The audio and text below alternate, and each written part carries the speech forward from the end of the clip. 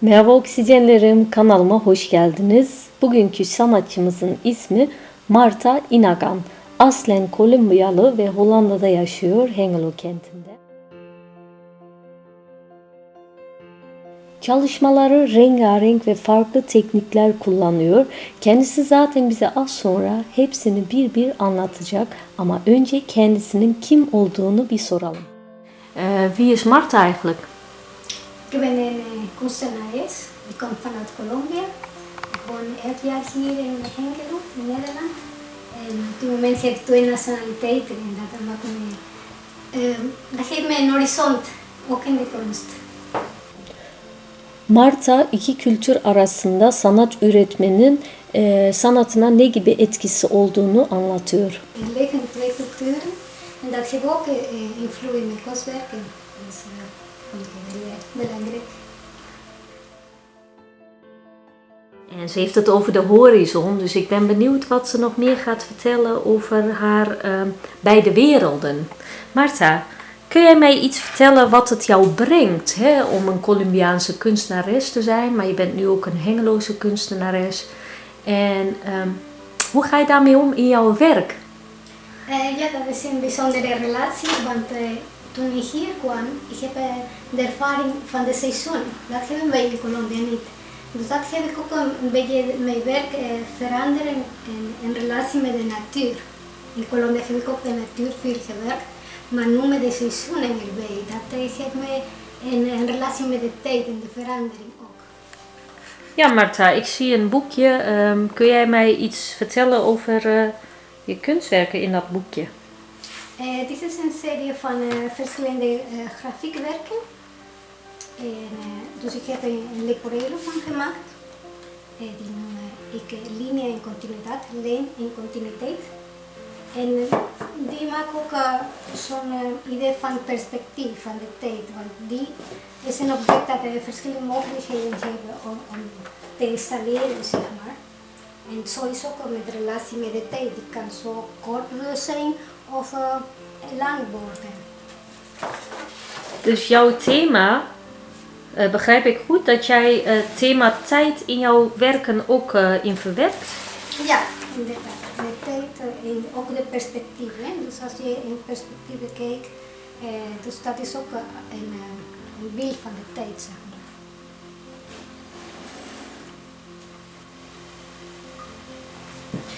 Ja, Marta heeft hier haar boekje over tijd in een soort installatieachtige opzet geïnstalleerd. En je kan dat mooi zien. En die rechthoekige, Marta, hoe maak je die? Die rechthoek, ja precies. Ze zijn printen. Ja. Ik heb soms monoprint of etsen gemaakt in de etspers. Dat is een grafiek, origineel grafiekwerk. Okay. Over de natuur en over de tijd, de verandering. Ik heb een vlinder. Dat is ook een voorbeeld van transformatie. En die gekleurde, is dat ook grafiek of is dat aquarel? Of? Het is ook grafiek. Oké. Nou, prachtig.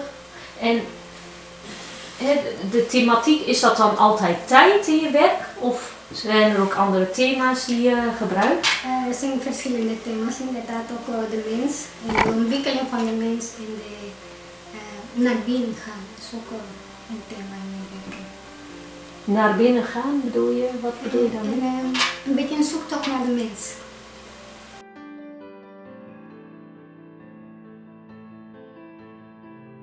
Kunnen we zo zeggen dat dit kunstwerk ruikt naar Colombia? Ja, zeker, zeker, want dat was mijn geschiedenis en mijn laatste momenten.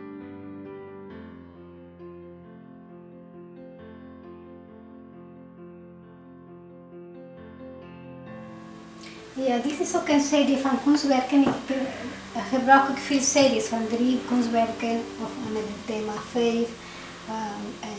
Die is een serie van 7 kunstwerken. Die hebben we gepresenteerd in Salzout. En toen het thema was het huis Hengelo. Dus ik heb gebruikt hier de textuur van de stenen van het huis Hengelo. Dus hier hebben we de frottage techniek gebruikt.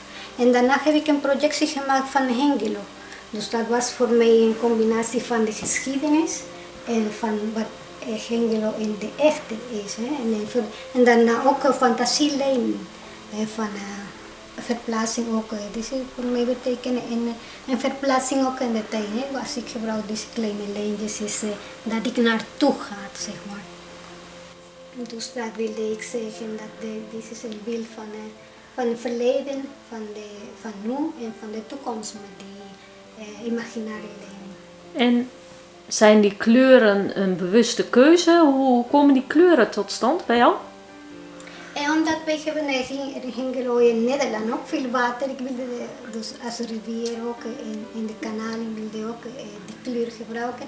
Een beetje de kleur van de stenen en de natuur. Dus een beetje rustige kleuren, neutrale kleuren. Ja, mooi. Want Twente is ook mooie groene Twente, hè? Ja, Ik zag ook, omdat je zei Hengelo, we wonen in een groen gebied. En, prachtig.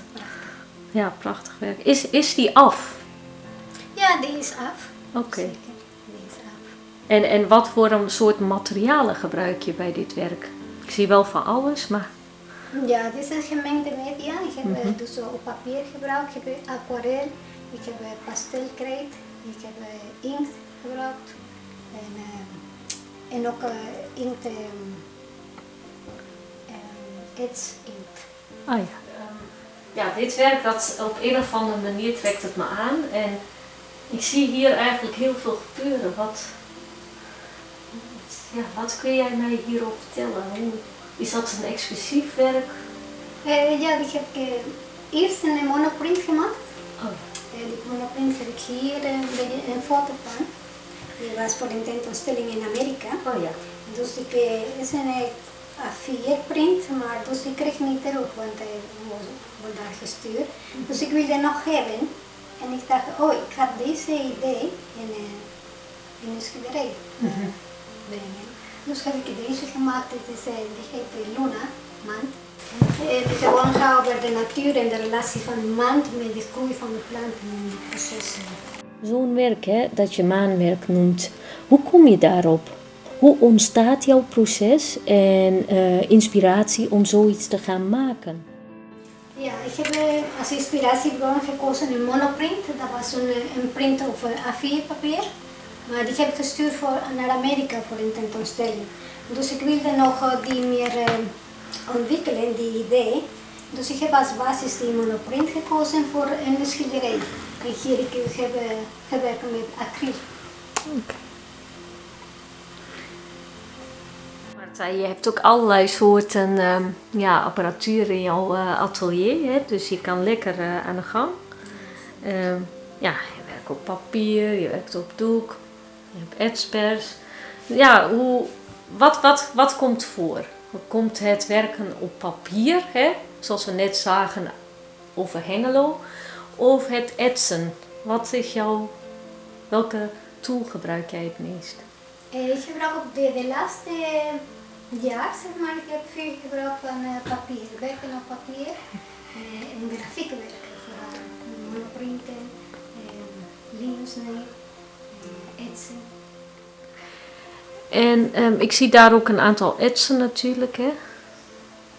En etsen is eigenlijk, met ets kun je ook reproduceren. Dus herhalen van werken. Wat is jouw proces? Herhaal je überhaupt? Dat is even belangrijk om te weten. Breng je daar veranderingen in? Ja. En hoe doe je dat? Ik weet niet wat jouw werkwijze is. Daar ben ik benieuwd naar eigenlijk. Ja. En colorografie. Dus nu breng ik de inkt op en daarna ga ik printen op papier met de hulp van de etspers. Dit is een lichte etspers en ik heb ook gaan van de dikte van het materiaal wat ik wil printen. Hier heb ik ook linosnijd, heb ik ook een soort paardenbloem gemaakt. En hier heb ik materiaal voor de monoprinten.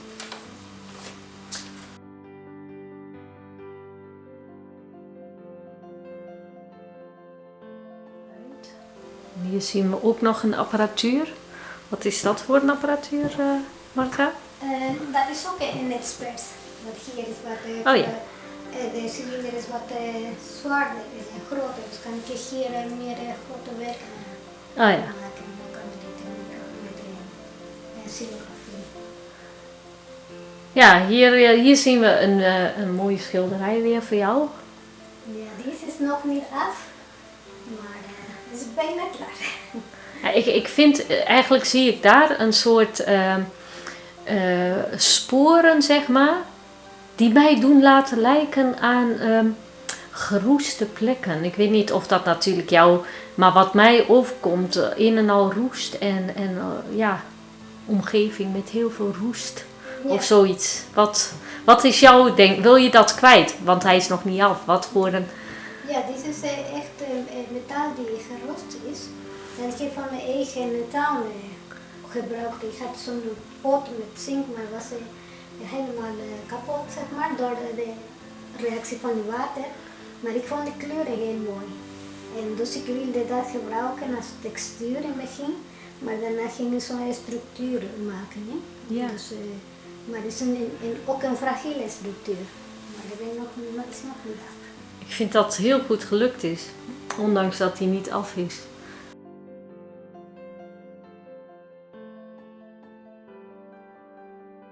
Maar Ik kan ook ja. hier duidelijk zien dat het metaal is. Prachtig. Ja, Marta. Heel veel technieken die je gebruikt.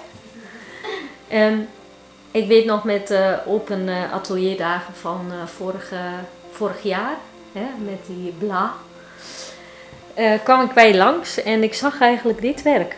En daar was ik heel verrast over. Dit werk die jij hierboven hebt opgehangen. Want opeens zag ik dat jij ook driedimensionaal werk maakte. En ik ben eigenlijk wel benieuwd naar het verhaal hierachter.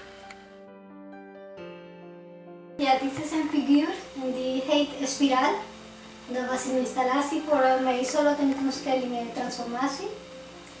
En de spiraal is een symbool van de tijd ook, en de verandering in de tijd. Hè? En dus ik gebruik die mens en de spiraal samen om de idee van zo'n reis naar buiten van de mens zelf en daarna weer terug naar binnen. Oké. Dus eigenlijk wel een soort psychologisch denkwijze, hè? Reis naar buiten en ook een reis naar binnen, zeg je, hè? Ja. Ik vond hem echt een heel sterk beeld. En ook de lijn vond ik heel bijzonder, want ik heb begonnen in de kunst meer met tekeningen. Dus ik wil ook in mijn kunstwerken ook de lijn veel gebruiken. En hier heb ik wel duidelijk de lijn, heel sterk beeld. En soms denk ik dat hij meer een tekening is dan een object. Ja, inderdaad.